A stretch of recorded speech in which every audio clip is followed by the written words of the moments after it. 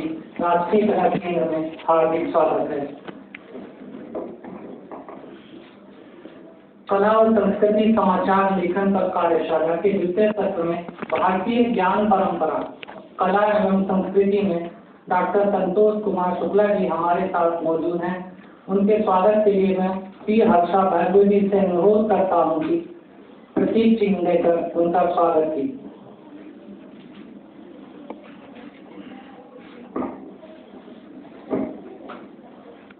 सम्यक कृति कार्य, मनुष्य का सम्यक कार्य जो है वो संस्कृति है। तो हमारा सम्यक कार्य क्या है? तो हमारी जो एक्टिविटी है डिफरेंट तरह की, उसके दो आयाम होते हैं। उनको हम एक एस्पेक्ट होता है सभ्यता का। सभ्यता किसे कहते हैं? सभ्यता कर्म है जो सभा में बैठने योग्य हो। सभा में बैठने तो ये बाहरी, अब हमें जैकेट वैकेट पहन के आना पड़ा क्योंकि हमें सभा में बैठना है। तो जो बाहरी एस्पेक्ट होता है वो सब सभ्यता होता है और सभ्यताएं बदलती रहती। अब दिल्ली का फोटो 1947 का देखिए तो किस तरह से लोग कपड़ा पहनते थे, भोजन कैसे करते थे। तो सभ्यता वो एस्पेक्ट है जो बदलता रहता है कालक्रम से। समय समय पर भोजन, जलपान, आवास की व्यवस्था स्वरूप बदलता रहता है। और संस्कृति का जो एस्पेक्ट है वो मानव के अंतस्थ से संबंधित है। जैसे आप मान लीजिए रिस्पेक्ट करना, तो रिस्पेक्ट करना ये बाहर नहीं दिखता है, लेकिन ये हमारे कल्चर का, हमारी संस्कृति का हिस्सा है। एक व्यक्ति के लिए किसी का आदर करना ये उसकी कल्चर को दिखाता है, उसकी संस्कृति को दिखाता है। तो ये दिखता नहीं, जो बाहर नहीं दिखता है वो संस्कृति है और जो बाहर दिखता है वो सभ्यता है।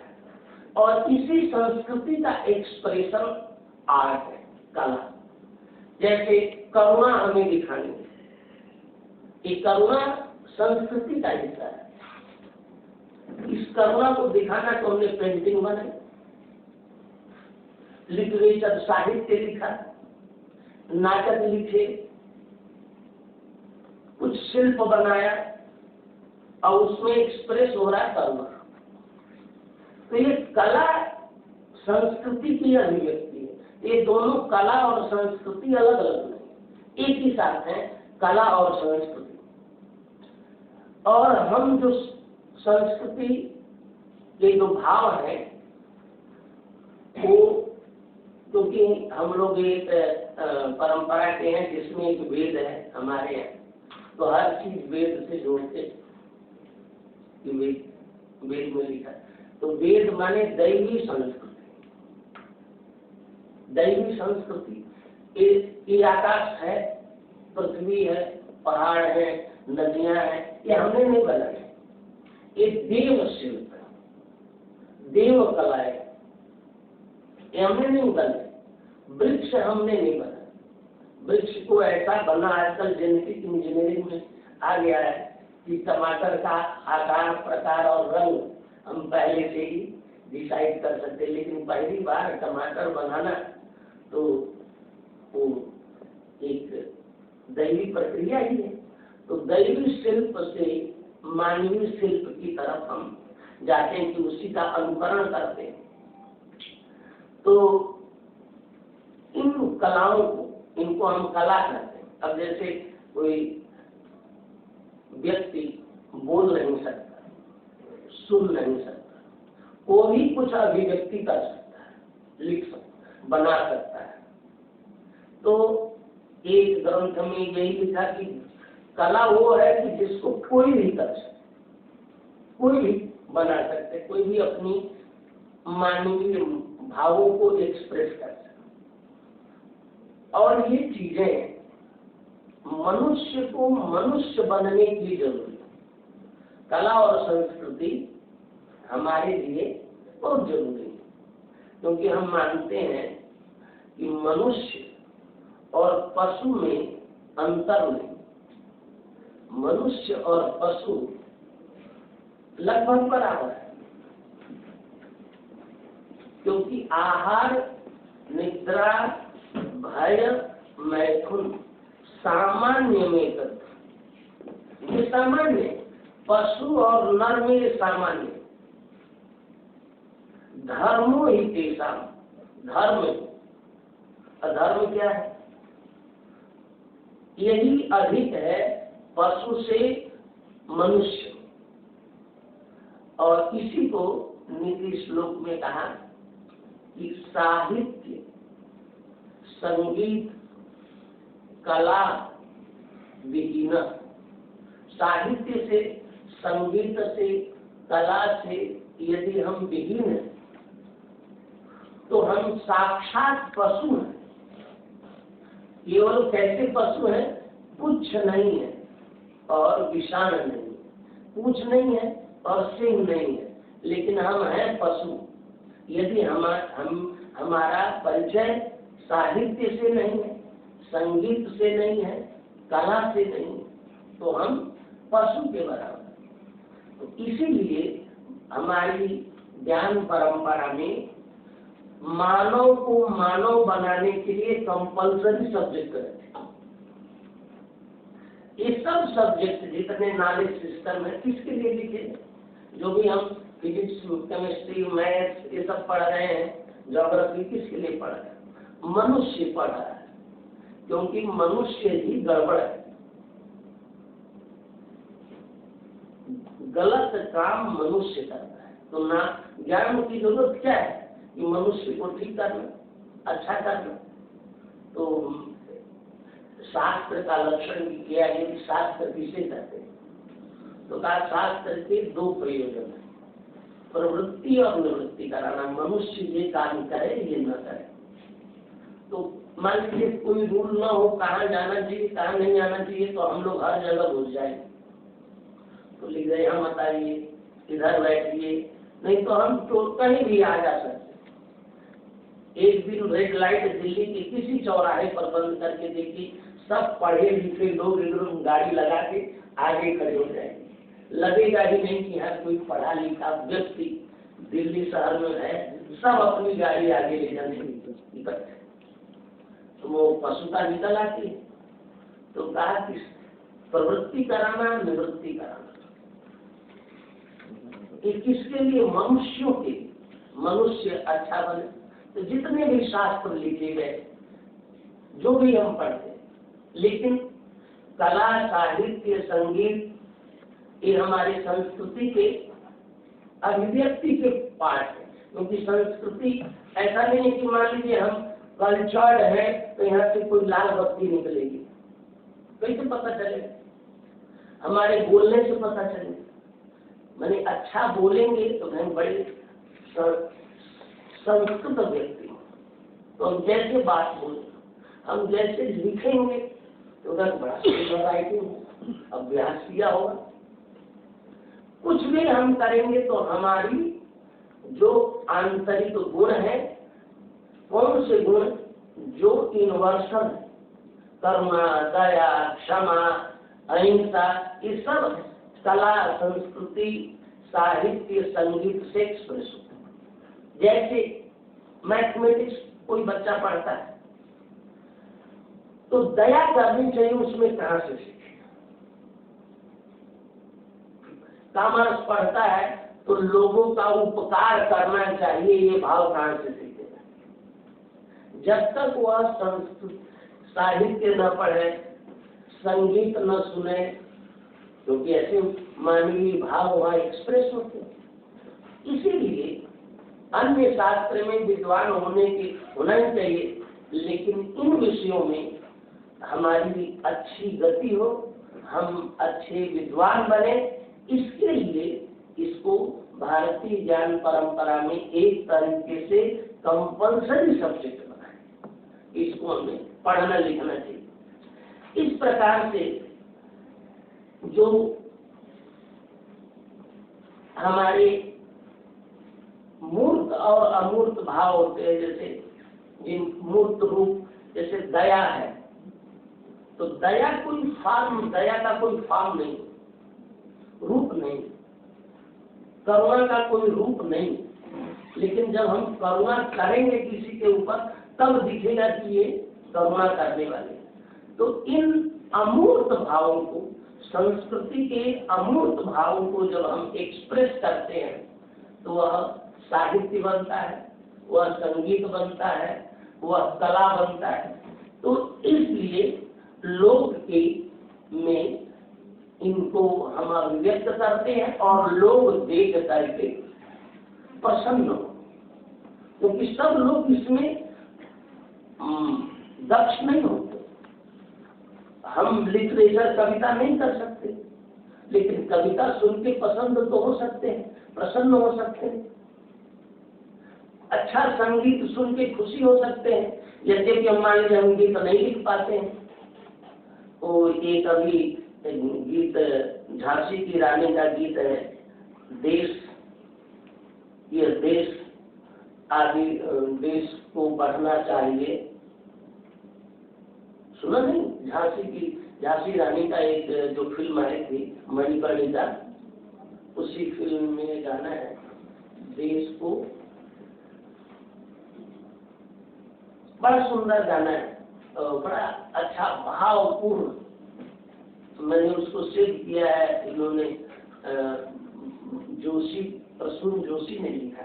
यदि 4-5 मैं रहूं या ना रहूं, भारत ये रहना चाहिए। तो भारत ये रहना चाहिए, क्या है भारत? मैं रहूं या ना रहूं, भारत को रहना चाहिए। और कितने अच्छे भाव उसमें आए हैं, उन भावों को। तो भारत क्या है? भारत केवल एक लैंड है, ये केवल जमीन का टुकड़ा तो नहीं है। तो we the people of India, हम भारत के लोग। तो हम है कौन? हम लोग कौन है? तो हम लोग में ये सब समय हम विभिन्न भाषा बोलने वाले हैं, हम विभिन्न भोजन करने वाले हैं, विभिन्न कला को अभिव्यक्त करने वाले हैं, विभिन्न तरह की पेंटिंग बनाने वाले हैं। और यही हमारा वो अस्तित्व है, क्योंकि बहुत चीजों से हम धन तो कमा लेते हैं। एक हमने डॉक्यूमेंट्री देखी इसी विषय पर, रशियन किसी ने बनाई थी। तो उसमें एक महिला ने, रशियन विशेषज्ञ ने कहा कि देखिए ये सब विषय तब उठते हैं जब आदमी की फिजिकल सर्वाइवल की बातें हो जाती हैं, भोजन जलपान सब हो जाता है, तब वो सोचता है कि हमारी भाषा क्या है, हमारी कल्चर क्या है, हमारी कलाएं क्या है। एक आदमी कला कर रहा है, क्योंकि जैसे गायक है तो इसको हम कहते हैं साहित्य में, उसको कहते हैं प्रतिभा। प्रतिभा अपने आप होती है, जन्मजात प्रतिभा। कुछ लोग प्रैक्टिस करके बनते हैं, अब कुछ में नैसर्गिक प्रतिभा होती है इन कलाओं। तो इन कलाओं को कितनी तरह की कला है, जैसे हमें कल्चरल रिपोर्टिंग करनी। आजकल रिपोर्टिंग तब करें जब स्पेस मिले, या तो हम स्पेस क्रिएट करें। आप दिल्ली में बढ़िया से बढ़िया साइंस का कॉन्फ्रेंस करा लीजिए, कला का करा लीजिए, संगीत का करा लीजिए, इंडियन एक्सप्रेस के फ्रंट पेज पर आ ही नहीं सकते। यदि उसमें एक कंट्रोवर्सी करिए तो तुरंत फ्रंट लाइन। तो जर्नलिस्ट ये कह रहे हैं, पूरा वो उनका चक्कर है कि पेपर में क्या छपेगा। तो रिपोर्टर तब बनेंगे ना जब हमें उनको स्पेस हफ्ते में एक पेज दे दिया। लेकिन आजकल ऐसा सोशल मीडिया का है कि हम कुछ भी कर सकते, लिख सकते हैं, अपना पेज बना सकते हैं। आप देखिए ऐसे ऐसे विषयों पर लोग लिख रहे हैं और लाखों लोग देख रहे हैं। ऐसा नहीं कि कोई देखने वाला नहीं, पढ़ने वाला। न्यूज़पेपर अब केवल, जैसे पहले जमाने में हिस्ट्री केवल पॉलिटिकल होती थी, बाद में सोशल हिस्ट्री आई हिस्ट्री का विषय सोशल हिस्ट्री नहीं था, केवल political history. Geography physical geography थी, अब आ गई है कल्चरल ज्योग्राफी। अब लोग कर रहे हैं, अभी इसमें भी काशी की है। अब काशी की ज्योग्राफी हम जब करने जाए तो दो काशी, एक पॉलिटिकल काशी है और एक कल्चरल काशी। पॉलिटिकल काशी की सीमाएं बदलती रहती। पॉलिटिकल काशी की काशी महाजनपद था, अब एक काशी है ही नहीं, काशी स्टेशन बस है, अब वाराणसी डिस्ट्रिक्ट हो गया। तो एक पॉलिटिकल ज्योग्राफी बदलती है। कल्चरल ज्योग्राफी अभी भी 12 कोस की परिक्रमा हो रही है।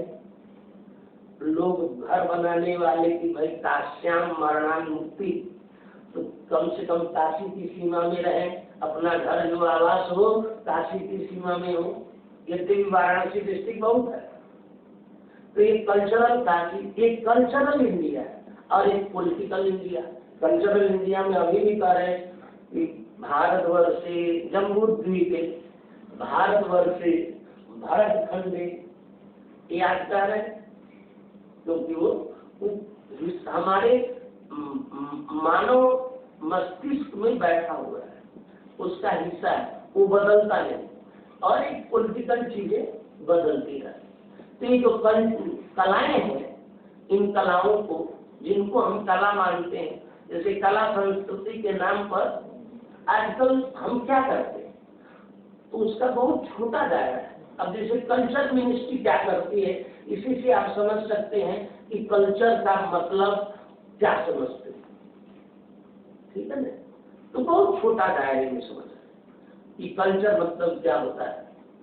यूनेस्को ने भी, क्योंकि बड़ा ऑर्गेनाइजेशन है, उसने भी एक बड़ा एस्पेक्ट लिया। उन्होंने क्यों लिया? उनके जो पुरोधा लोग हैं, उन लोगों ने तो कल्चर का विनाश किया हुआ है। कल्चर का विनाश, जैसे ब्रिटिश लोग थे, गए ऑस्ट्रेलिया, सब विनष्ट कर दिए, वहाँ की भाषा सभ्यता संस्कृति सब विनाश कर दिया। अमेरिका गए, सब विनाश कर दिया। कनाडा गए, सब विनाश कर दिया। न्यूजीलैंड गए, सब विनाश कर दिया। साउथ अफ्रीका में कुछ विनाश किया। इंडिया में आए, कुछ विनाश किया। और एक तरीके से उनके मन में अभी भी एक बार फोक स्टडीज, तो एक अमेरिका में एक कानून है कि उनकी उसकी रक्षा के लिए उनको लगता है कि तो उन्होंने नष्ट कर दिया, अब इसको बचाना चाहिए कि जो इंडिजिनस लोग जो हैं वो जो कुछ करते होते थे तो उनको बचाना चाहिए, प्रिजर्व करना है। उन्होंने कानून बनाया।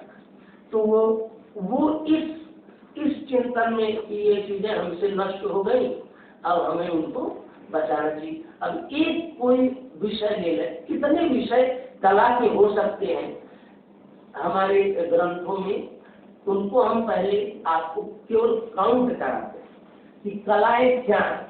64 कला का नाम आपने सुना होगा।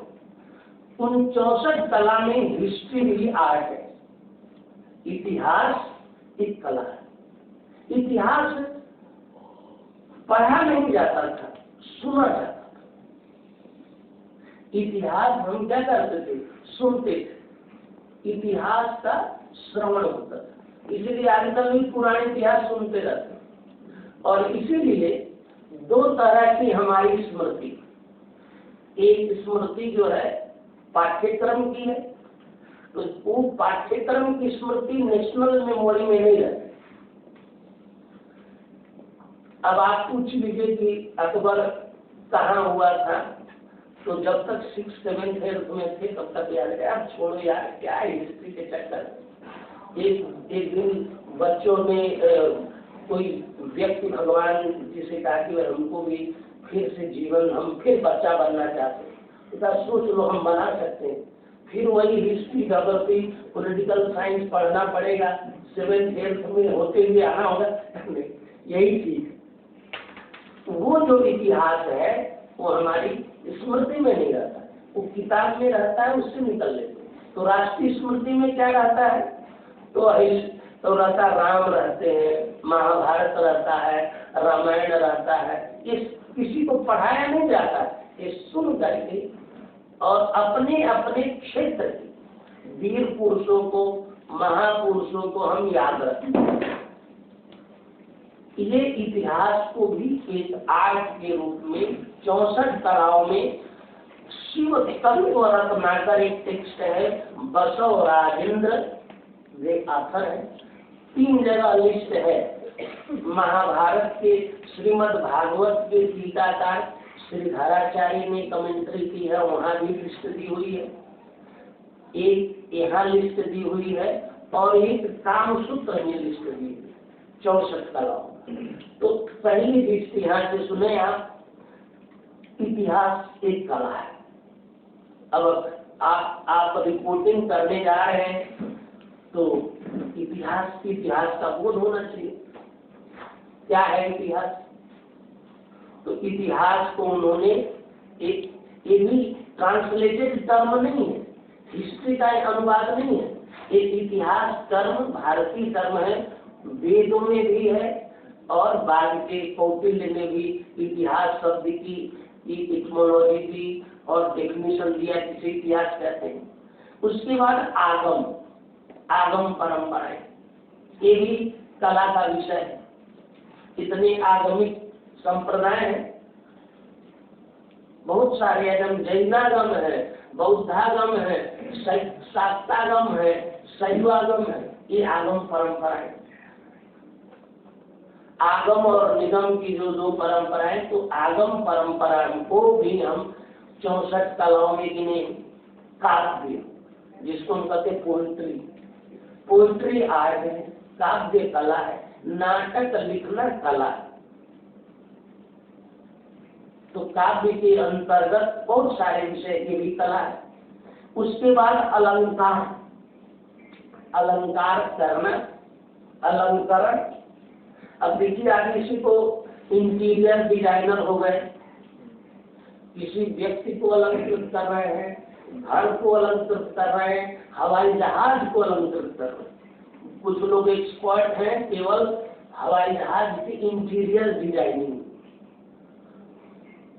एक प्ले लाइब्रेरी है कोलंबिया में, तो उस जो प्ले थे तो टाइटल है उनका, तो वो संस्कृत पढ़े थे ऑक्सफोर्ड यूनिवर्सिटी में, लिटरेचर।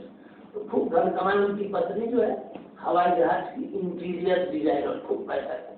एक दिन हम लोगों ने सोचा कि हम लोगों का पैशन क्या था, तो सोचते सोचते पता चला हमारा पैशन तो लिटरेचर था, इसीलिए हम ऑक्सफोर्ड में लिटरेचर लिए थे और संस्कृत हमारा विषय था।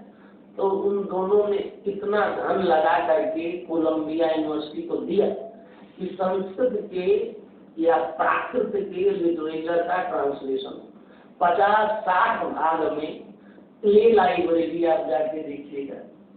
तो उनको उन्होंने ट्रांसलेट करवाया अंग्रेजी में और प्ले लाइब्रेरी। अब उनको लगा कि हमारा लिटरेचर पैशन, तो काव्य एक कला है।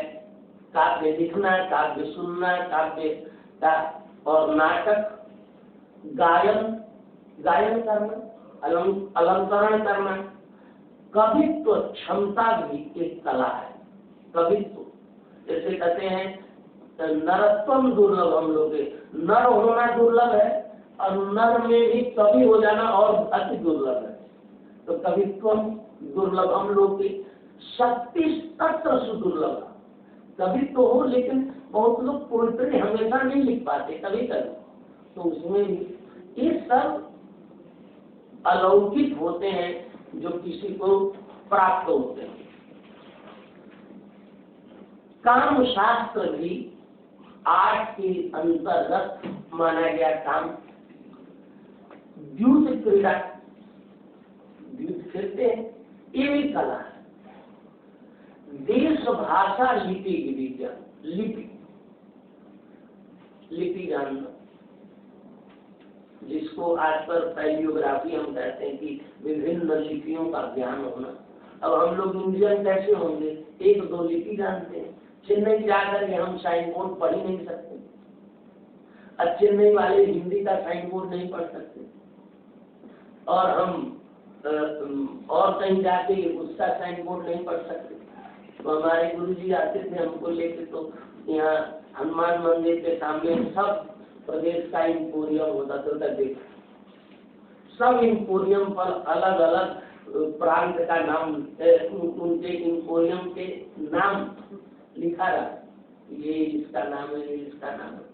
एक तो लिपि का ज्ञान, एक राजशेखर की एक किताब है काव्य मीमांसा, तो उन्होंने कहा महाकवि वही होता है जो विभिन्न लिपियों का, भाषाओं का ज्ञाता। ये भी एक कला है, आर्ट के रूप में, 64 कलाओं के रूप में इसे रखा गया। लिपि कर्म, लिखना। अब देखिए कोई साइन बोर्ड बनाकर कितना सुंदर लिखता है, अब हम तो नहीं लिख सकते। ये जो अक्षर लिखे जाते हैं, अक्षर बनते फॉन्ट, वो कोई लिखता है पहले, कंप्यूटर थोड़ी लिखता है। कंप्यूटर को लिखना हम सिखाते हैं कि देखो अब हमने मंगल सॉफ्टवेयर बनाया है, मंगल फॉन्ट, इसमें ऐसे लिखा जाएगा। एक जोशी जी थे हमारे परिचित, जिन्होंने हमारे जेएनयू का लोगो बनाया था, वो पुणे में थे, रहते थे, बहुत बंदों से आते रहते थे दिल्ली, तो हम उनकी मदद करते थे। तो उन्होंने क्या, लास्ट का उनका जो काम था, जो कंप्यूटर में जो फॉन्ट को एक इंटरनेशनल क्या कहते हैं उसको, ऑर्गेनाइजेशन है, हम क्या कहते हैं कि इसमें रहेगा तो खुल जाएगा, यूनिकोड। तो यूनिकोड एक ऑर्गेनाइजेशन जो स्टैंडर्डाइज करता है सारे फॉन्ट, सारे। तो हमने वैदिक फॉन्ट बनाए उन्होंने, कि जो भी हम वेद में लिखते हैं, बहुत सारे चिन्ह लगे हुए, तो स्कैन करेंगे तो कैसे पता चलेगा, कंप्यूटर को पता। तो इसीलिए फॉन्ट तैयार किया है वैदिक। और कितने चिन्ह हो सकते हैं इसकी हमने बहुत सारी मीटिंग की, कि ये भी चिन्ह जिस जहाँ जहाँ पांडुलिपि में मिला तो उन्होंने बनाया, तो वो यूनिकोड में एक्सेप्ट होगा। अब आप कहीं वो लिख सकते हो, उसके नंबर है। इसको हम कहते हैं लिपि का वाचन, वाचन भी कला है। पढ़ना, न्यूज रीडर देखिए, अच्छा सेंटेंस दोबारा न बोले, ये न्यूज रीडर के कितनी बड़ी, तो ये भी एक आर्ट है, कला। मतलब ये क्षेत्र है हमारे, जिन क्षेत्रों को अब हम क्यों आर्ट और कल्चर का मतलब बहुत छोटा रखते हैं, वो नहीं, ये सब एरिया ऑफ स्पेशलाइजेशन है।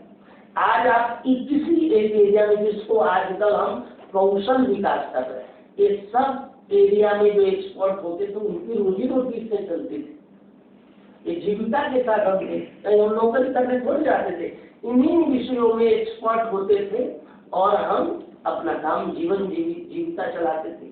गणक, काउंटिंग करना, पार्लियामेंट में अभी आया, सुने थे आप लोगों की नहीं, खड़गे जी और उपराष्ट्रपति जी के बीच की बात। उन्होंने कहा, प्रधानमंत्री जी यहाँ से उन्होंने कहा कि जब ये प्रैक्टिस शुरू की है उपराष्ट्रपति जी, तो पैसे कम आते थे, तो पैसे इनकी पत्नी ये लोग गिन लेते थे। जब बाद में प्रैक्टिस अच्छी चलने लगी तो पैसे बहुत आने लगे, अब कैसे हाथ से काउंट करें, तो मशीन लाया गया। एक खड़गे जी ने कहा, तो उपराष्ट्रपति कहाँ से बात कर रहे हैं, मैंने कभी ये नहीं कहा।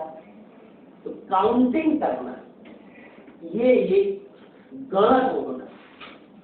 हम लोग बहुत कम गणित जानते हैं, ऐसा नहीं, कंप्यूटर छोड़ दीजिए, 135 रुपया किलो, 75 किलो सामान आया, इतना दिया गया, इतना वापस किया, अकाउंट करके बताइए। अब कंप्यूटर लैपटॉप नहीं है, मोबाइल फोन नहीं है, तो हमारी गणित कमजोर।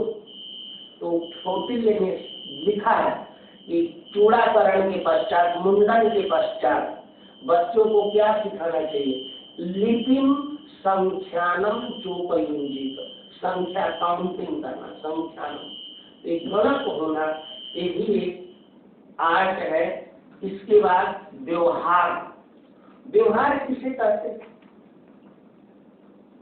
व्यवहार के दो टेक्निकल मीनिंग है। एक तो लीगल सिस्टम को भी व्यवहार कहते हैं, वो धर्मशास्त्र का एक एरिया है, और एक व्यवहार है कैसे आचरण करना चाहिए, कैसे रहना चाहिए। हमारी आज की भारतीय समस्या हाउ टू बिहेव की, सब धर्म में झगड़ा है, हर एक व्यक्ति एक दूसरे से असंतुष्ट है। क्यों? कि अच्छा व्यवहार नहीं करते। कैसे व्यवहार करना चाहिए? खुश तभी कोई रहेगा जब अच्छा व्यवहार हो। एक संस्कृत का नीति श्लोक है, प्रिय वाक्य प्रदाने, अच्छा बोलने से सर्वे तुष्यन्ति जन्तवः, सब लोग खुश हो जाते हैं अच्छा बोलने से। तस्मात् तदेव वक्तव्य, इसलिए वैसे ही बोलना चाहिए। बचने का दरिद्रता, बोलने में कौन सा दरिद्रता? अच्छा बोलिए, धन्यवाद बोल दीजिए, थैंक यू बोल दीजिए। मुन्ना भाई MBBS का वो बोला कि हमको पहली बार 20 साल में किसी ने इस हॉस्पिटल में थैंक यू बोला। ये हमारे जीवन में तो व्यवहार कैसा होना चाहिए। एक और महाभारत का श्लोक है, बड़ा सुंदर है, कि कोई व्यक्ति कुछ भी बन सकता है, कुछ भी बन सकता है। यो यमर्थम कामयते तदर्थम कुरुते, तथा उसके लिए वैसा प्रयास करता है, वही व्यवहार है, वैसा प्रयास करता है। सर्वं तद्वाप्नोति न चेद अर्धात् निवर्तते, वह सब कुछ पा सकता है यदि वह बीच से न छोड़े। तो हम नहीं जानते कैसे करना चाहिए इसको। हम एक और मीमांसा में रूल है कि कोई हम काम करते हैं तो 3 प्रश्न हमारे मन में उठते हैं। क्यों करें? ये लक्ष्य क्या है, इसका साध्य क्या है, कैसे करें, साधन क्या है, और तीसरा उसका सीक्वेंस क्या है, क्रम क्या है, किस क्रम से करना चाहिए। सब्जी बनानी है, सब्जी का सीक्वेंस बनाने का विचार दीजिए, टेस्ट आएगा? नहीं आएगा। तो हर कर्म के करने का एक सीक्वेंस है, एक ड्यूरेशन है, मैंने इतने ड्यूरेशन और इस सीक्वेंस से जब हम काम करते हैं तो हो जाता है। अब सोचिए, जो बच्चों को ऑनलाइन फॉर्म भरना है, यदि उसी ड्यूरेशन उसी सीक्वेंस में न भरे तो 5 बार फॉर्म भरते फिर भी नहीं भरता है, क्योंकि हट जाता है। इसी को कहते हैं व्यवहार। और हर चीज का व्यवहार जीवन में, जिसके साथ हम एक दूसरे के साथ रहते हैं, उनको स्वर शास्त्र, ये स्वर शास्त्र एक जो है महत्वपूर्ण है। ये वैदिक फोनेटिक्स में भी आता है। ऊंचा नीचा, कैसे बोलना, कितना बोलना। शकुन शास्त्र, शकुन कहते विचार करना। ये आजकल नहीं हम कहते, लेकिन ये मत सोचिए कि दुनिया के देश में शकुन नहीं होता है, वहाँ भी शकुन विचार करते। शकुन का मतलब ये देख लिए तो अब हमारा बिगड़ जाएगा, बिल्ली देख लिए, चूहा देख लिए, ये हो गया। सामुद्रिक शास्त्र, किसी व्यक्ति के आकार प्रकार देख करके उसके विषय में कल्पना कर लेना, ये सामुद्रिक शास्त्र। ये है लिखा हुआ, हम बता सकते हैं कि भाई ऐसा है, ऐसा उसका बिहेवियर है, ऐसे उसके अंग प्रत्यंग है, तो उसका स्वभाव ऐसा होगा।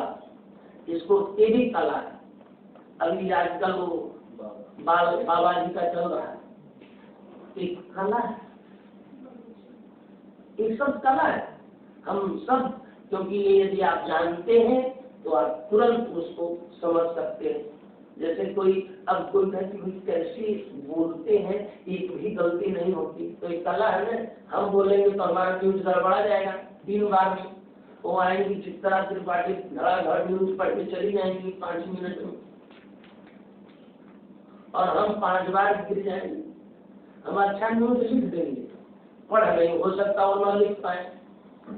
तो लिखना अलग, पढ़ना अलग, शकुन करना अलग, और आकार प्रकार से हर चीज का अनुमान कर लेना। रत्न शास्त्र, अब देखिए पूरा सूरत इंडस्ट्री रत्न शास्त्र पर है। रत्न परीक्षण करना, रत्न का प्रयोग करना, रत्न बनाना, ये एक आर्ट था, एक कला थी। इसके बाद गज, अश्व और रथ, गज घोड़ा चलाना, हाथी चलाना, उनके साथ रहना, उनको ट्रेन करना, ये कला है। इसमें कोई ऐसा नहीं कि भगवान जी ने कृपा कर दी, देखो हाथी इनको कुछ करता ही नहीं, ऐसा नहीं। ये कला है, ये कोई भी सीख करके उसमें महारत हासिल कर सकता है। मल्ल शास्त्र, जिसको आजकल बॉक्सिंग करते हैं, युद्ध लड़ते, तो हस्त मल्ल भी होता था, हाथ से। तो पुराना है सारे सप्ताह में, तो मल्ल, जिसको आजकल कुश्ती के डिफरेंट फॉर्म, आजकल तो कुश्ती संघ लड़ रहा है, फाइटिंग में है। तो ये भी कला। सूप कर रसोई, आप देखिए होटल मैनेजमेंट का पूरा सर्व करना और बनाना। कितने तरह के आइसक्रीम बना सकते हैं, कितनी प्रकार की खीर, कितने प्रकार की पूरी, अब कितने प्रकार का चावल।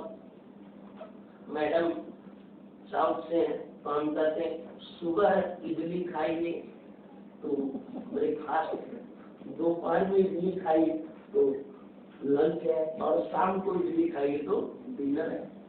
लेकिन 4 तरह के चावल खाइए आप, कर्ड राइस, लेमन राइस, ये राइस, कितना तरह की वैरायटी है। और ये एक कला है, कितने लोगों की कितना अच्छा अच्छा प्रोफेशन इसमें निकला हुआ है।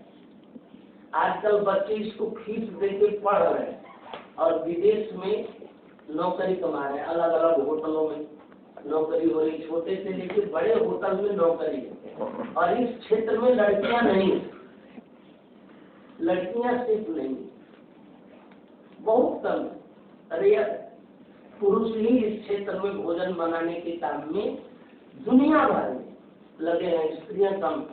तो ये कितने तरह के भोजन हो सकते हैं। अब तो कुत्ते बिल्ली सबके लिए भोजन के स्पेशलिस्ट, फूड टेक्नोलॉजी, फूड को कैसे रिसाइकल करें, फूड को कैसे प्रिजर्व करें। ये तो पहले प्रिजर्वेशन उतना नहीं करते थे, अब तो आलू टिक्का बना करके और उसको पैक करके 1 महीने तक खिला रहे हैं, जिसमें टेक्नोलॉजी का प्रयोग कर दिया।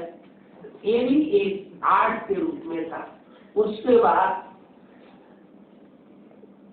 बागवानी, भू-रूढ़ दोहद, बागवानी करते हैं, भू-रूढ़। अब तरह तरह की बाग बागीचे हैं, हर के अपने गार्डन है, किचन गार्डन है, कैसे करना चाहिए, ये भी एक कला। गंधवाद, गंध से शुरू करके बताने वाला। देखिए वाइन इंडस्ट्री में लोग टेस्ट करें, गंध शुरू करके, अभी जो सेंट की इंडस्ट्री है, इसी तो चल एक से एक एक्सपर्ट है और काम कर रहा है। धातुवाद, धातु में बनाना, नहीं धातु में जोड़ के बनाना, 2 को मिला करके बनाना, रस बनाना, अग्नि जल और वायु स्तंभ रोकना। अग्नि आग लग जाए तो कैसे रोका जाए, उसके बढ़े ना। तो ये भी, जिसको आजकल दूसरा एरिया दिख रहा है, तो वायु, ये भी कला की आग को कैसे हम रोक सकते हैं। अब पहले हम सिक्योरिटी ब्रांच के तो एडवाइजरी कमेटी में तो नए गार्ड नियुक्त करना था, तो उससे पूछा, इंटरव्यू में हम लोगों ने पूछा, भाई आग लग जाए तो कैसे आग रोकोगे। तो कितने तरह की आग होती है, कितने तरह की आग लगती है। गैस से आग लग गई तो, ऐसे आग लग गई तो, लकड़ी से आग लग गई तो कैसे रोकोगे। सबके रोकने का अलग अलग तरीका आज हम सिखाते हैं। ये उन्होंने रखा। उसके बाद वशीकरण, किसी को बस में करना। कैसे कोई बस में होता है किसी को? तो बस में हम सबसे अच्छा बस में करने का तरीका है क्या? दीजिए, कुछ कुछ देते रहे। आज फ्राइडे है तो इसलिए लड्डू ले आए, कल मंडे था तो इसलिए बर्फी खिला रहे हैं। ये फूल, ये मिठाई, ये कपड़ा, इसको कौटिल्य ने 4 तरह के उपाय बताए। वो तो स्टेट थियरी में कि किस तरह से किसी देश को अपने दूसरे राष्ट्र के साथ रिलेशन को कैसे बढ़ाना है। तो कहते हैं साम माने अच्छा बोलना। मोदी जी जैसे अच्छा बोल करके ट्रम्प को उनको अच्छा संबंध बनाना, अच्छा बोल करके सब कहते मेरे बड़े अच्छे फ्रेंड हैं। तो बोल करके हम किसी से मित्र बन, हम जन्मजात किसी के न शत्रु है न मित्र है। हम जन्म लिए तो कोई हमारा मित्र यहाँ था कि कोई शत्रु था? कोई नहीं। हम केवल अपनी वाणी से, अपने व्यवहार से शत्रु बनाते हैं।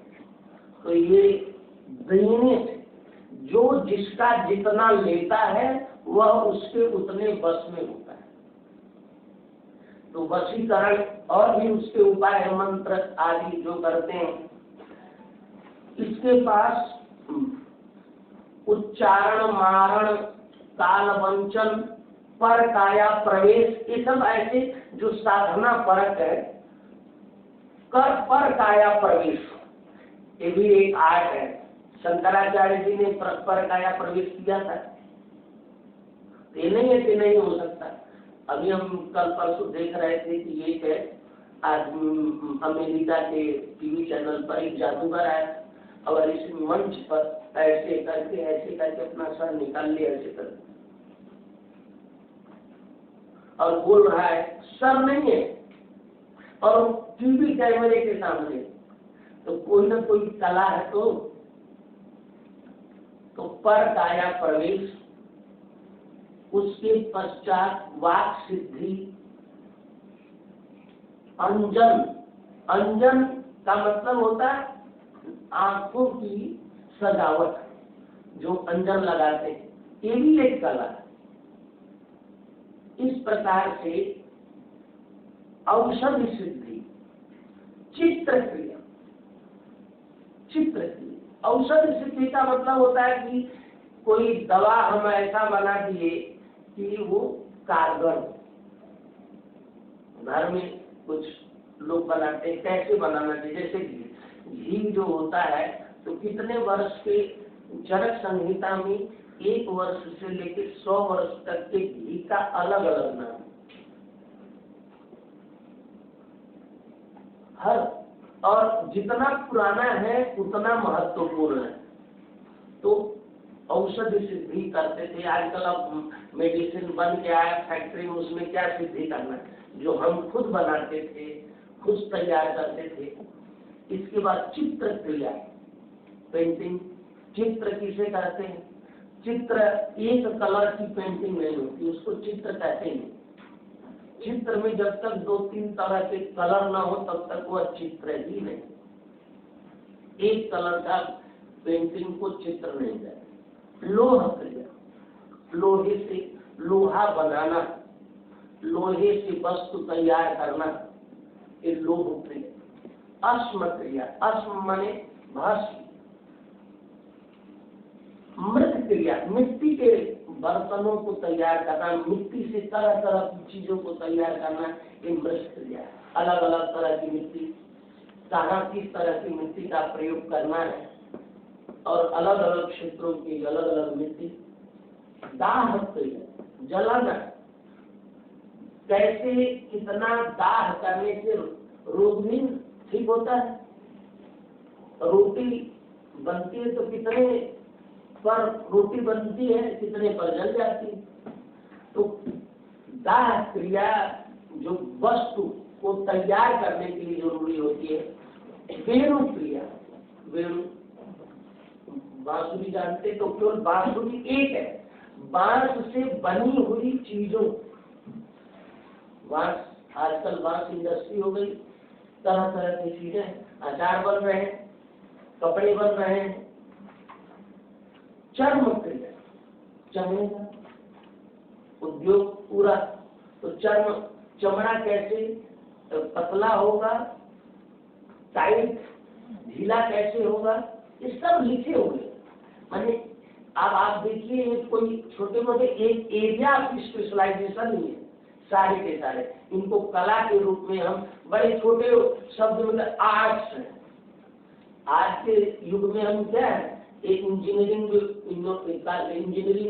इंस्टीट्यूट पढ़ा रहे हैं, IIT पढ़ा रहे हैं, धातु क्रिया, लौह क्रिया, अश्म क्रिया, IIT के विषय क्या नाम है, फुटवेयर, क्राफ्ट का और कपड़े का, ये सब पढ़ा है, यहाँ दिया हुआ है। अंबर क्रिया, अदृश्यकरण, दंत क्रिया, हाथी के दांतों के प्रयोग, मृगया विधि, मृगया माने हम जंगल में जाते थे शिकार करने, उनके वाणिज्य जिसको आजकल वाणिज्य मंत्रालय देख रहा है, व्यवसाय करना, किस चीज का कैसे व्यवसाय किया जाता है, वाणिज्य। इनका एक टर्म है वार्ता, टेक्निकल टर्म, कृषि गौरक्ष वाणिज्य, एक टर्म है वार्ता। तो वाणिज्य, अब कितने तरह का वाणिज्य हो सकता है, ये सब 64 कलाओं के अंतर्गत परिगणित है। फिर पशुपालन, तरह तरह के पशु हैं, उनकी बीमारियां हैं, उनके स्वभाव है, इनको जानना, इनका करना काम। कृषि अपने आप में बहुत बड़ा इंडस्ट्री है, यद्यपि इंडस्ट्री का उसको स्टेटस नहीं है, क्यों नहीं है कि टैक्स न, तो इनकम उसका जो है कृषि का जो धन होता है वो टैक्स फ्री। तो इसीलिए कोई अपने बालकनी में भी यदि गोभी का उत्पादन कर दे तो वो भी टैक्स फ्री। बहुत लोग इनकम टैक्स इसी तरह से बचाते हैं कि हमने जो है अपने छत पर इतना फूल और इतना पत्तियां और इतने फल पैदा करके इतने रुपए कमाए, तो वो पैसा इनकम टैक्स से फ्री। तो कृषि, उसके बाद आसव का, आसव माने रस बनाना, जिसको आजकल हम अशोकारिष्ट, ये आसव आयुर्वेद में आता है, जिसको सिरका पहले बनाते थे, तो तरह तरह के सिरका आसव बनाना। उन आसवों को जैसे फलों के लिए होते थे, फल के, पत्तियों के, फूलों को, उनसे हम जैसे अशोक के पत्ते से, उनके छाल से बनाते हैं। अब कैसे बनाया जाता है, कितने टेम्परेचर पर उसको रखा जाता है, ये टेक्निक है, एक कला है। इसको आसव कर्म, और जो हम छोटे छोटे पशु पक्षी होते हैं जिनसे युद्ध कराते हैं, लड़ाते रहते हैं, इनको भी हम कला के रूप में परिगणित किए हैं। इस प्रकार से ये इस टेक्स्ट में 64 कलाओं के रूप में इनका परिगणन किया गया। उसी प्रकार से गीत, नृत्य, वाद्य, चित्र, पुस्तक बनाना, पुस्तक लिखना, पहले प्रिंटिंग नहीं होती थी ना, पुस्तक लोग बनाते तैयार कर लिख कर। पत्र छेद्य माल्य विधि, माला, फूल का माला किस तरह का बनना चाहिए, सीवन, सिलाई करना, ये भी कला के रूप में। इस प्रकार लिस्ट कितनी है काव्य शास्त्र में, श्रीमद् भागवत के श्रीधरी टीका में और इस टेक्स्ट में, इन पर ग्रंथ भी लिखे गए। ये तो नाम है, ये तो केवल नाम बता रहे हैं, लेकिन कैसे किया जाता था ये भी बताए। तो इन विषयों को ये हमारे कला के क्षेत्र में। तो कला का क्षेत्र बहुत सीमित नहीं है, कला क्षेत्र में बहुत कुछ हो सकता है। तो हम कला क्षेत्र में आजकल लोग थोड़ी एक्टिविटी करते हैं, ये सारी एक्टिविटी चली गई एजुकेशनल इंस्टीट्यूशन में, लेकिन ये कला के क्षेत्र थे। तो संस्कृति और कला ये दोनों मिल करके जीवन के निर्माण करने वाले क्षेत्र थे। विद्वान हो भले ही, लेकिन यदि आचारवान न हो, माने कल्चर न हो, कोई कला नहीं आती, संगीत नहीं आता, साहित्य नहीं आता, तो मनुष्य नहीं है। इसलिए इन विषयों को हम विस्तार से पढ़ते रहे और इनको हम समझते रहे, क्योंकि हमारा समय थोड़ा ही है और समय आपको प्रश्न के लिए कुछ न कुछ समय देना चाहिए। तो इन्हीं शब्दों के साथ, विषय तो बहुत रखा है लेकिन इतना पर्याप्त है, इन्हीं शब्दों के साथ मैं अपनी वाणी को विराम करता हूँ। बहुत बहुत आपके सवालों का स्वागत है। सर एक सवाल मन में उठा जैसे संजय अग्रवाल वो पीछे पहले बताइए। मैंने थोड़ी देर के बाद ही ना आपका भाषण सुना, बहुत ही अच्छा मुझे लगा कि बहुत दिनों के बाद जो 64 कलाओं की आपने बात की, तो वात्सनी का आपने लिया 64 कलाओं का जो आप कर रहे थे, वात्सनी से लिया आपने, ये वात्सनी से ये हमने हमारे पास तीनों की लिस्ट है जी, लेकिन अभी जो हमने बोला है ये तंत्र के ग्रंथ से बोला है। तंत्र का नाम क्या है, कौन सा ग्रंथ है? एक पार्श्व राजेंद्र विरचित एक किताब है जी शिव तत्व रत्नाकर जी। तो वात्स्यन ने भी इसका उल्लेख किया बड़ा विस्तार से, वात्स्यन में तो है जी। तो पहले ही चैप्टर में है उसका उल्लेख है। इसमें आप तो कह रहे थे, इसमें एक और बाकी दर्शकों के लिए एक और बात यह है कि उसमें उनका उल्लेख ये भी है कि इसमें सामान्य दोनों नर और नारी दोनों को इसकी शिक्षा दी जाती थी हमारी भारतीय परंपरा में। ये बड़ा महत्वपूर्ण है और ये सारी जो शिक्षाएं प्रारंभिक शिक्षा थी। तो आप देखिए प्राथमिक शिक्षा जब इस तरह की दी जाती थी तो आगे जाकर के वो समाज और वो कैसा उसकी कल्पनाएं कर सकते हैं, वो कैसा बन सकता था। बस ये 2 शब्द कहने थे, धन्यवाद जी। ये तो कंपल्सरी थी, इनको लोग अपने घरों में सीख जाते थे। तो इस तरह का कोई मॉड्यूल है क्या? शुक्राचार्य ने लिखा है श्लोक, शुक्राचार्य का है। इस तरह का जो मॉड्यूल क्या है, जो नई शिक्षा प्रणाली है, इस तरह का कुछ मॉड्यूल है कहीं पर? नहीं, उन्होंने लिखा है पहले ही पेज में न्यू एजुकेशन पॉलिसी में कि भारत में ये सब विषय रहे हैं और हमको इनको आज के एजुकेशन सिस्टम में इनको लाना चाहिए। तो अब क्या है कि हम जो पढ़ लिख रहे हैं तो नौकरी के लिए पढ़ते हैं, और ये जो क्षेत्र है एक करने वाले नौकरी वाले नहीं। तो एक वीडियो चल रहा है छोटा सा, तो कहा कि भाई हम 10th में जाए 60% पाए, फोटे में कुछ पाए, क्यों भाई काम को नौकरी करनी है, हमें नौकरी करनी है, हमें तो अपना काम करना,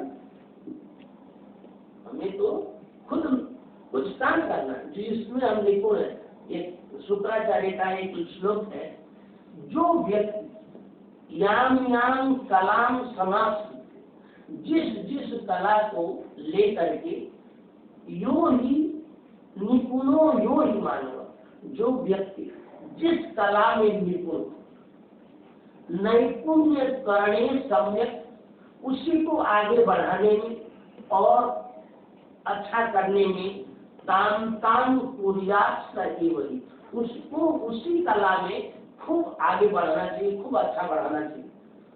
ये नहीं कि हर में लगे हुए तो निपुणता नहीं है। तो जो व्यक्ति जिस कला में निपुण है, एक और लिखा एक श्लोक इसी में, इस संसार में कोई भी व्यक्ति अयोग्य नहीं, अयोग्य पुरुष कोई आदमी अयोग्य, क्योंकि सबके अंदर कोई न कोई एक कला, कोई एक शक्ति, कोई एक प्रतिभा जरूर होती है जिसका उसको विकास किया जा सकता है। तो कौन विकास कराए? योजकस तत्र दुर्लभ।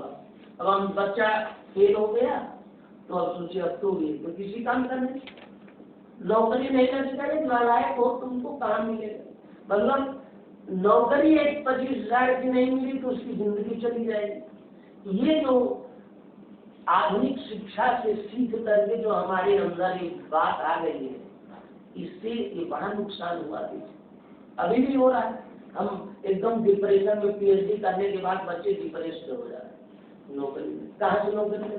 जितनी पीएचडी उतना न प्रोफेसर की पोस्ट है ही नहीं, उतने टीचर की पोस्ट नहीं। तो क्यों सोचते कि नौकरी करें? हमें यूनिवर्सिटी खोलनी है, क्यों नहीं सोचते?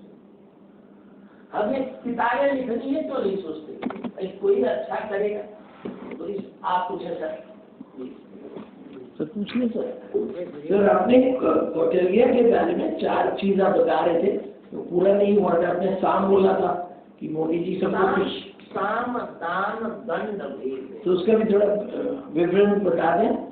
और दूसरा जो आपने बोला ना काशी में मृत्यु तो मतलब उसमें मैंने भी सुना था कि वहाँ पे एक दशमेध घाट है, तो वहाँ पे वो पांडे लोग बोलते हैं कि चलो आपको मोक्ष जाना है तो आप दीजिए 10-20 लाख 50 लाख सोना दे दीजिए 10-20 किलो, और आपको घाट में उतार के गला काट देते हैं, उसके बाद मोक्ष ही मोक्ष है। तो उसके बारे में थोड़ा आपसे जानना चाहें कि क्या सच्चाई है। एक तो साम दान दंड भेद। तो साम माने मधुर बोलना, दान माने देना। इन दोनों से बात न कोई राजा माने उसको दंडित कर, और भेद माने मित्र के साथ उसका भेद करा देना जिससे वो लड़ता है। डिप्लोमेसी के सूत्र ये उपाय करते, 4 उपाय। अब आया काशी में मरने से मुक्ति। तो ये मरने से कोई मुक्त नहीं होता। मरना मोक्ष है, ये भौतिकवादी चार्वाक का सिद्धांत। मरणम एवं मोक्ष, ये चार्वाक का सिद्धांत। मरने से मुक्ति नहीं होती, ज्ञान से मुक्ति। ज्ञान क्या होता है काशी में? तो कहा कि भगवान शंकर निरंतर राम राम का वहां जप करते। राम का जप का मतलब क्या है? क्या सत्य है इस संसार में? जैसे हम लोग हैं तो हम लोग 250 ग्राम के लोग हैं, 250 ग्राम भी नहीं। जलने के बाद सोडियम पोटेशियम यही ना, हम कितने ग्राम बचेंगे? तो क्या बचना है? ये जो नाम और रूप है ये सत्य नहीं है। क्या सत्य है? तो जो चैतन्य रूप आत्मा है, जिसको ब्रह्म कह लीजिए, राम कह लीजिए, ईश्वर कह लीजिए, वही नित्य है। ये बात जब समझ में आ जाती है तो आदमी सारे इन दुराग्रहों से मुक्त हो जाता है। आखिर कम है तो ये एक लोकोक्ति के माध्यम से एक यंग प्रोफेशनल एक स्वामी जी के पास गया कि आप बड़े शांत दिखते हैं, हम लोग इतने टेंशन क्या है आप बताइए, उसको हम जानना चाहते कैसे ये सब होता है। क्या देखो वो तो हम बाद में बताएंगे, पहले मैं तुमको ये बता रहा हूँ कि तुम्हारी मृत्यु 15 दिन में हो जाएगी, एक पक्की बात। और 7वें दिन मेरे पास आना, मैं तुमको बताऊंगा कि कैसे हम रहते। 7वें दिन आए, उसने पूछा किससे झगड़ा हुआ, किसको तुमने गलत बातें बोली? क्या गलत बोला? जब जीना ही नहीं तो बोलना क्या? तो जब जीवन के अनित्यता बोध हो जाता है और नित्य तत्व का बोध हो जाता है, ज्ञान हो जाता है। यही काशी में जाकर के बोध होता है। इसी को कहते हैं क्षेत्र, जिसमें जाने मात्र से। अब हम ये एक एटमॉस्फेयर है ना, इसमें हम रहने से पढ़ लिख रहे हैं, और दूसरी जगह चले जाए सामने तो वहाँ बर्गर और पिज्जा का माहौल बना हुआ, मैकडॉनल्ड का, तो उसमें अपना घुस के खाएंगे, तो वहाँ क्या सोचेंगे विचारेंगे। तो इसीलिए धर्म क्षेत्र बने, सेक्रेड प्लेसेस। ये भी हमारी कल्चरल ज्योग्राफी में आता है कि सेक्रेड प्लेस क्या है, सेक्रेड क्या होता है। तो क्या है? पुण्य भूमि। हमें भारत का पूरा क्षेत्र ही पुण्य है। क्योंकि यहाँ कण कण में राम रहते हैं, राम पढ़ने। सेमेटिक रिलीजन में ईश्वर ऊपर रहते, संसार में रहते हैं, हमारे ईश्वर सब जगह। ये रियलाइजेशन जिस दिन हो जाए, जिस दिन हमें पता चले इनमें और हमारे में एक ही तत्व है, ये हम जानते हैं, ये नहीं कि नहीं जानते, किताब पढ़ के जान लिए, लेकिन प्रैक्टिस में नहीं। तो जब राम नाम सत्य है, ये एक बार जीवन में आने, एक बार नहीं होता है, स्वीकार कर लेना अंतः मन से, तब वो मुक्त हो जाता है व्यक्ति।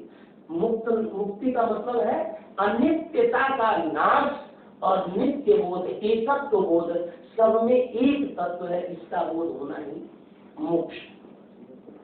थैंक यू, धन्यवाद।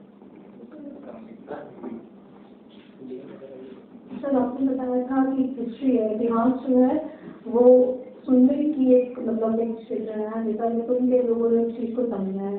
तो उपनिषद का एक काल था जिस वक्त जो भी चीजें पढ़ाई जाती थी वो एक लेक्चर की तरह दी जाती थी, वहाँ पे लोग सुनते थे। उस वक्त लिखने का वो समय नहीं था, लिखी हुई चीजें नहीं थी। तो क्या आज की जो न्यू एजुकेशन पॉलिसी है उसमें इस चीज को इंक्लूड करना चाहिए कि जो हिस्ट्री है, क्योंकि बहुत बच्चे बोर होते हैं हिस्ट्री पढ़ के, तो क्या उसको सुनने का एक माध्यम बनाना चाहिए? ये सबसे अच्छी मेथोडोलॉजी टीचिंग की आ गई अभी, यही कि कथा कहानी के माध्यम से फिजिक्स पढ़ाइए, केमिस्ट्री पढ़ाइए, और यही मॉडल है पुराण का, इतिहास का, आख्यान उपाख्यान गाथा, ये मॉडल है। ये टीचिंग मेथोडोलॉजी, जो भी शास्त्र थे उनको लोग तक पहुंचाने के लिए इतिहास और पुराण माध्यम थे। उनको राजाओं का इतिहास नहीं सुनाते थे, हम फिजिक्स केमिस्ट्री माने व्याकरण कलाएं, इनको भी हम पब्लिक डिस्कोर्स में रखते थे, ये माध्यम थे। आज भी आप मान लीजिए अमेरिका में हम जा करके बिना नोट्स देखे 3 घंटे का लेक्चर दे दे तो विद्यार्थी खुश की नाराज। वही मैडम बिना किताब देखे 8वीं की मैडम, बोलो क्या सवाल है, तो बच्चा घर में जाता था, तुम्हारी मैडम तो किताब देखती रहती है, हमारी मैडम तो केवल पूछती क्या सवाल है और फटाफट लगा देती है। तो कैसा लगता उसको? अच्छा। तो देख करके पढ़ना हम पढ़ सकते, लेकिन हमको कहा गया कि ओरल लर्नर, मौखिक पढ़ करके बोलने वाला अधम पाठक माना गया।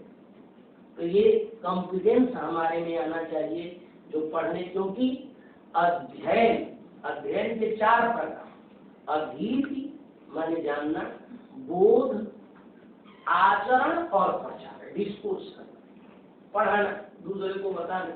ये 4 प्रकार से विद्या उपयुक्त होती है, अध्ययन से, बोध से, आचरण से और प्रचार से। मैं जाकर के अभी सिगरेट पीऊं तो आप क्या कहेंगे? कहेंगे देखो इतनी अच्छी बात करे, सिगरेट पी ले। क्यों भाई? फिजिक्स वाला पिए तो दिक्कत नहीं, संस्कृत वाला पिए तो दिक्कत। तो दिक्कत इसलिए कि कहेंगे कि ये पढ़े, इनके आचरण में नहीं है। इतनी बात कहे और एक बात इनके आचरण में नहीं। तो हम चाहते हैं विद्या ग्रहण करें, विद्या का बोध हो, विद्या का आचरण हो और विद्या का हम प्रचार करें, बोलें, दूसरे को समझाएं। ये 4 प्रकार से मेथोडोलॉजी थी कैसे ज्ञान का प्रचार प्रसार किया जाए। ठीक है, विद्या को देना है, विद्या को छुपाना नहीं, प्रचार प्रसार करना, ये हमारा कर्तव्य था और ये सबके लिए बताया गया। सर, आपने 64 कलाओं को उदाहरण देकर परिभाषित किया, हमारा ज्ञानवर्धन किया, इसके लिए बहुत बहुत धन्यवाद। अब आप चाय के लिए आमंत्रित हैं, अगले 10 मिनट बाद मिलते हैं।